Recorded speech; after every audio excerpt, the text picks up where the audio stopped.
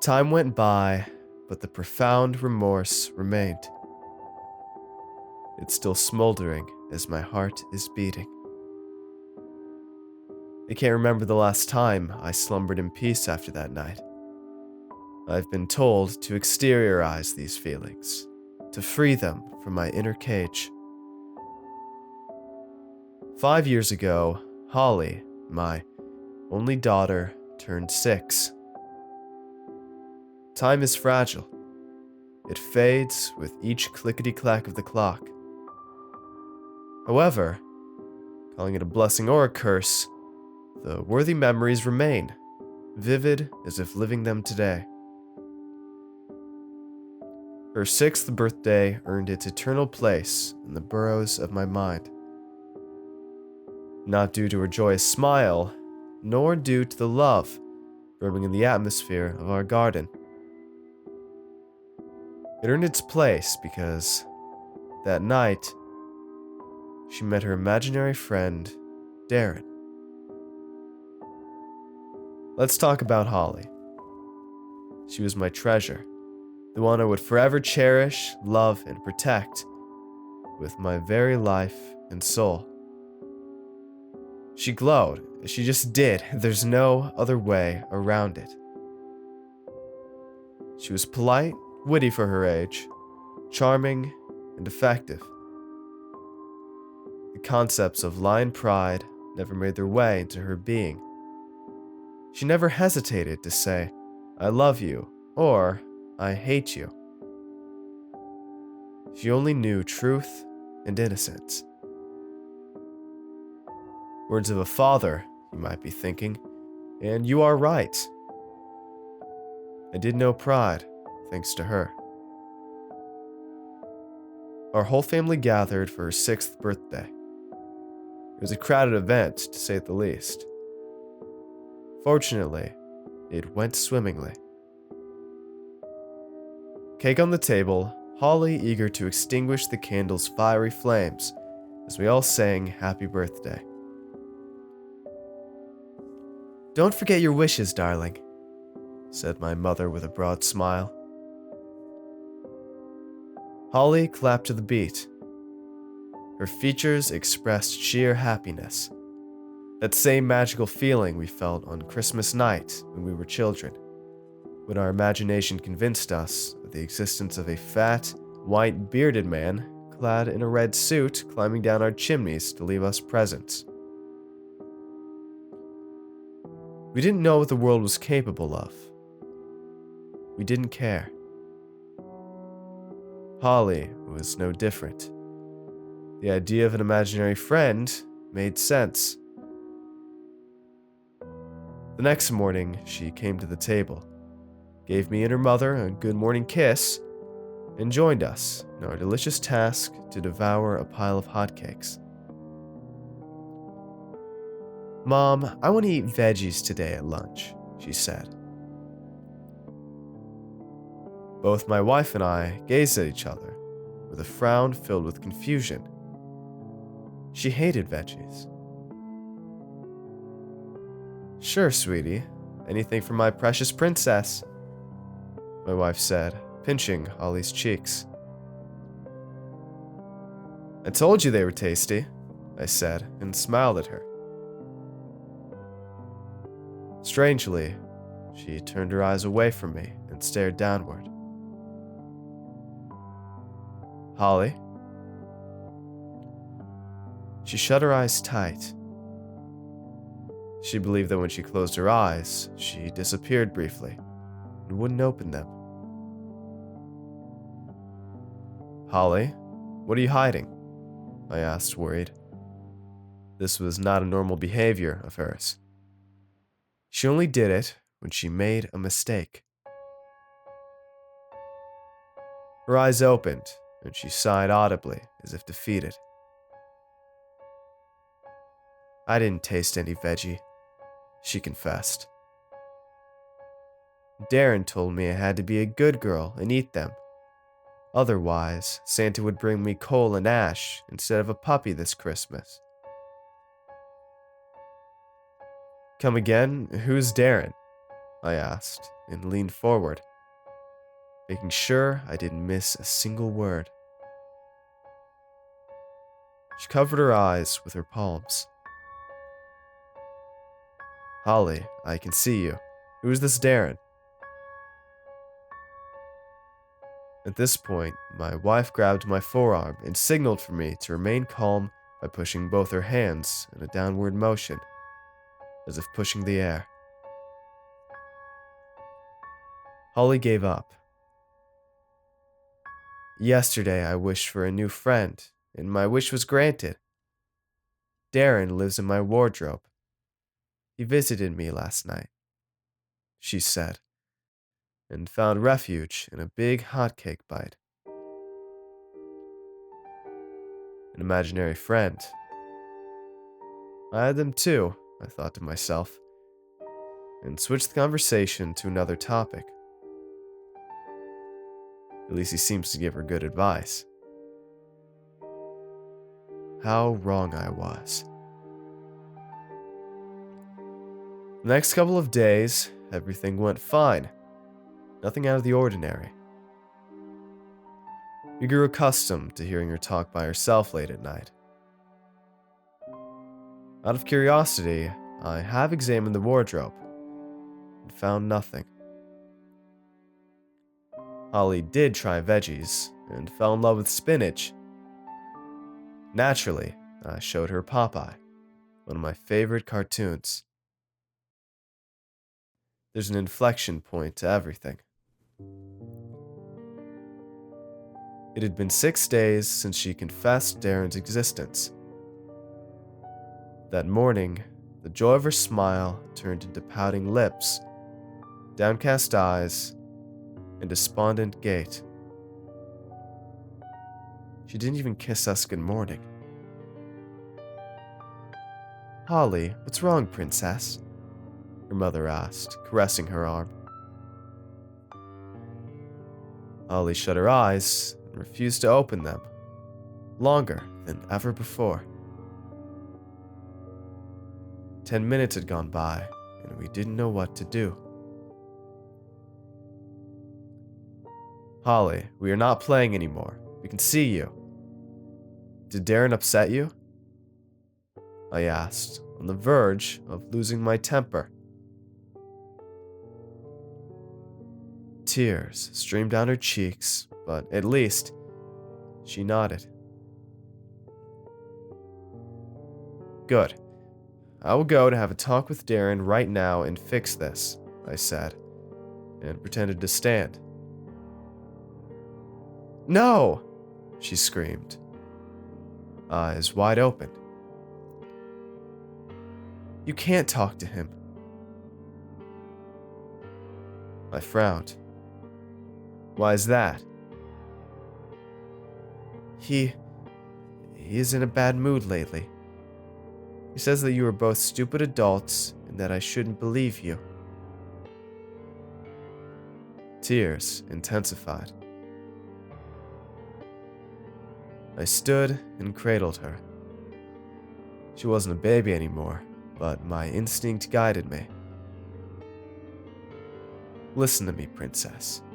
If he treats you bad, you come to our bedroom, okay? I'll have a talk with him while you're in school. She nodded and finished her breakfast. Claudia and I left her at school and then went to our respective jobs. We both agreed that if Darrin didn't disappear, a psychologist would be a must. I asked my boss for a day off under the excuse that I was feeling feverish. He told me to take as many days as needed. We've known each other for a long time and had a great relationship. I came back home early.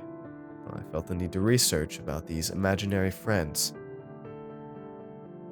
How did you handle such an intangible subject that affected the mood of your kid? May this be an early sign of a mental sickness? Doubts flooded my mind. I had to arm myself with knowledge to protect my daughter. A cold gust of wind blew my notes away. Damn, I forgot to shut the window this morning, I thought, and kept reading. After a while, I needed fuel, so I went to the kitchen. In the way, I found a pink crayon on the floor. Hiring a cleaning lady might be a good idea. I researched a lot throughout the day. Most papers said the same thing. Imaginary friends are normal, part of their lives. Yet when they impulse your child to misbehave, it was a good idea to seek for therapy as early as possible. They also suggested to try and hear a conversation and try to analyze the current of thought of your child. That's what I did. The night fell. Dinner filled my stomach. I talked with my wife about my plan. She agreed, under the terms, to not wake her up. I hid in the bathroom. It was next to Holly's bedroom, and pressed my ear against the wall to hear as much as I could. That's a bad idea, Darrin. I won't do that, Darrin. It's dangerous. My father will scold me.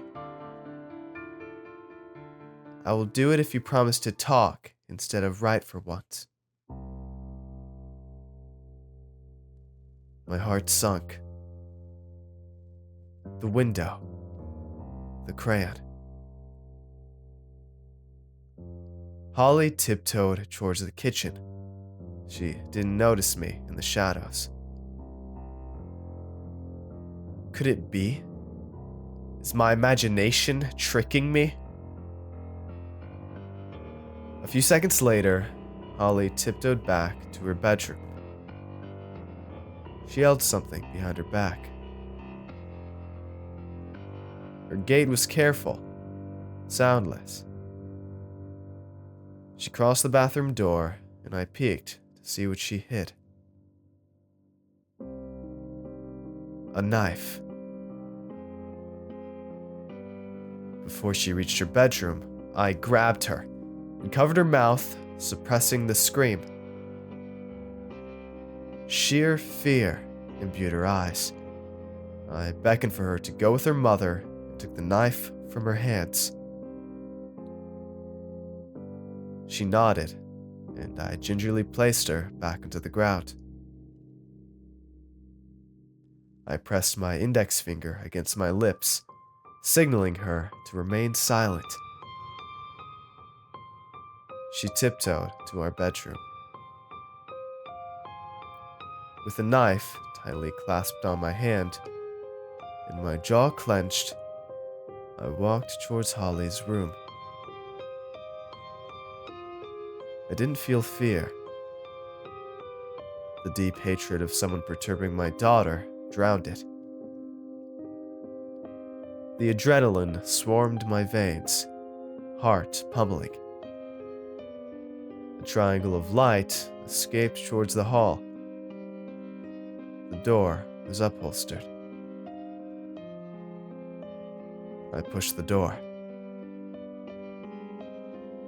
Sitting, with a red crayon on his hand, was a shirtless, anorexic man. Bones visible through his paper-like skin. I shuddered at the fragility of his being, the shaft of his extremities narrower than Holly's. He turned to me.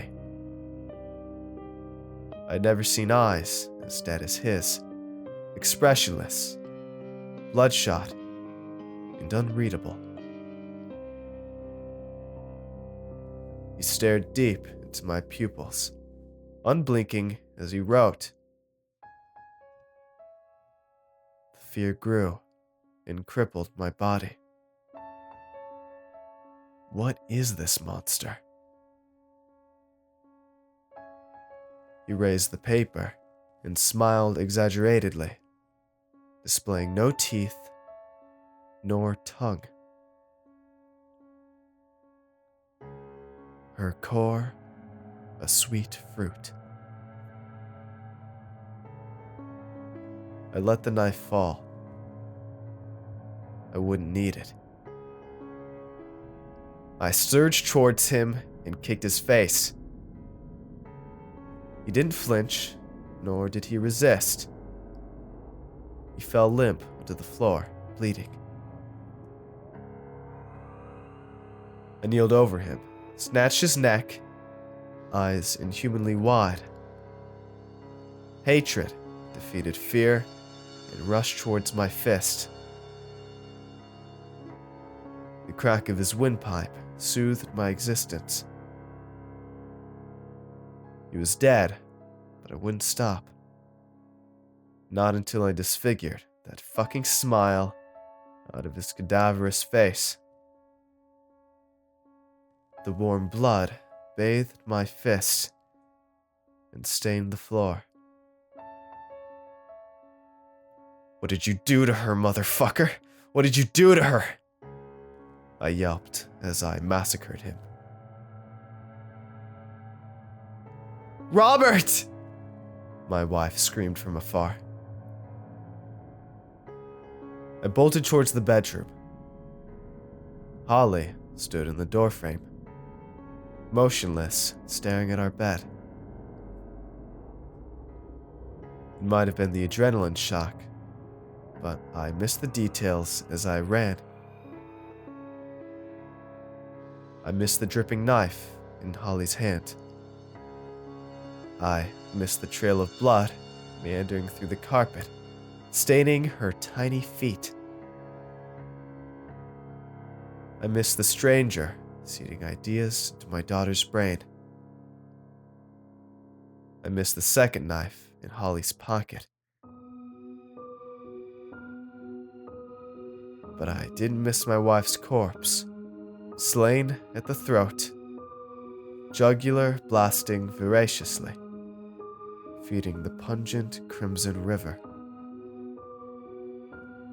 Nor did I miss Holly's reassuring smile as she grabbed my hand. "Don't worry, Daddy. Darrin told me he would heal her."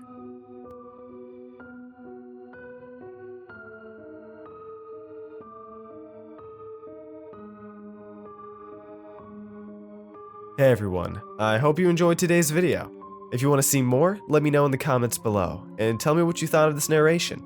Make sure to follow me on Twitter for updates, and if you'd like to get early videos, shoutouts, high quality MP3 downloads of my narrations, and much more, I'd appreciate it if you check out my Patreon page. It's a place where you can help support my channel while getting awesome rewards in the process, and every pledge helps out a ton, no matter the size. So if you'd like to see all the rewards I offer and consider becoming a patron, it'd mean a ton to me if you'd click the link in the description and just check it out. And don't forget to show some love to the amazingly talented authors who make these narrations possible.